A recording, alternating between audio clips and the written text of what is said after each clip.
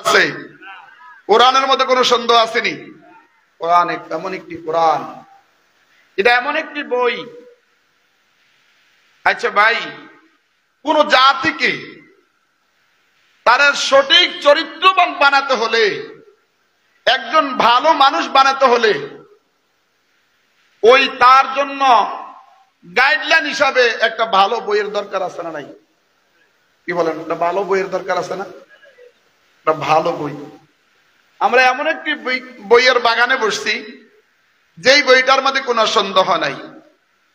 রব্বুল আলামিন বলেন, আলিফ লাম মিম।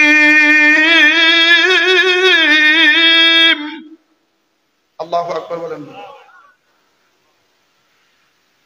যালিকাল কিতাবু লা রাইবা ফীহ।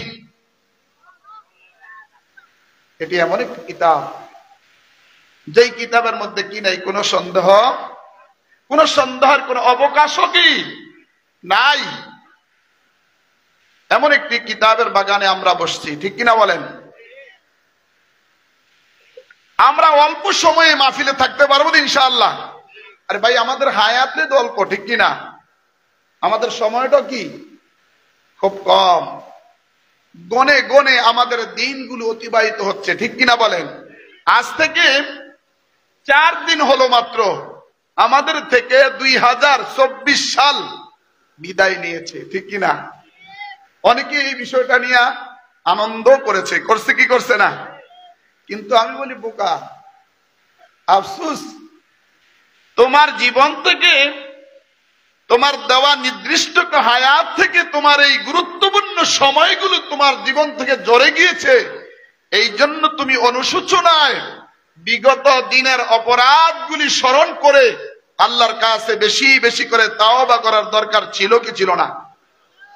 আমাদের সময়টা তো একেবারে গোনা, ঠিক কিনা ভাই? সময়টা কি একেবারে গোনা। আর এই দিনগুলো এক এক করে আমাদের থেকে চলে যাচ্ছে।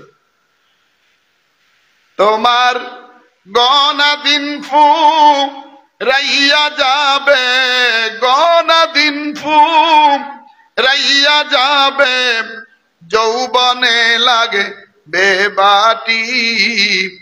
ওই যে দেখো ডাকিতেছে তোমায় কবরের মাটি, ঠিক কিনা ভাই? আল্লাহর পয়গম্বর বলেন, প্রত্যেকটা মানুষের কে আল্লাহর কবর, ওই কবরের মাটি ডাকতেছে। আনা বাইতুল গুরবা, আমি অন্ধকার কবর। আনা বাইতুল ওয়াহিদা, আমি একা ঘর। আনা বাইতুদ দুত, আমি সাপ বিচ্ছুর ঘর। এই আপনাদের খেয়াল কি আসে না গেছে? আমি কি বলছি? কবর আমাদেরকে প্রত্যেকদিন ডাকতেছে, বিশ্বাস হয়? কবরটাই কয়, আনা বাইতুল ওয়াহিদা, এ পৃথিবীর মানুষ, আমি একা ঘর, আমি একা কি ঘর। আনা বাইতুল গুরবা, আমি অন্ধকার কবর। আনা বাইতুদ দুত, আমি সাপ বিচ্ছুর ঘর। সাবধান, এই ঘরে যখন আসবা, এই ঘরে আসার আগে তোমার সামানা, এই কবরের ফুজি নিয়েই কবরে আসো। কন্যা সুবহানাল্লাহ। সন্ধ্যার আগে যেদিন ডুবিবে বেলা,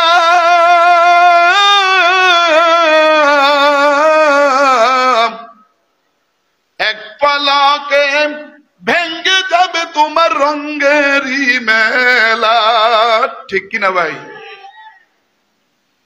সন্ধ্যার আগে যেদিন ডুবিবে বেলা, এক পলকে ভেঙ্গে যাবে তোমার রঙেরই মেলা।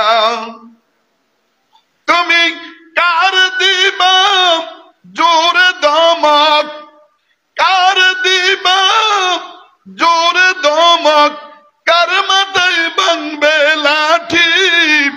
ওই যে দেখো ডাকিতেছে তোমায় কবরের মাটি, ওই যে দেখো ডাকিতেছে তোমায় কবরের মাটি, ঠিক না ভাই?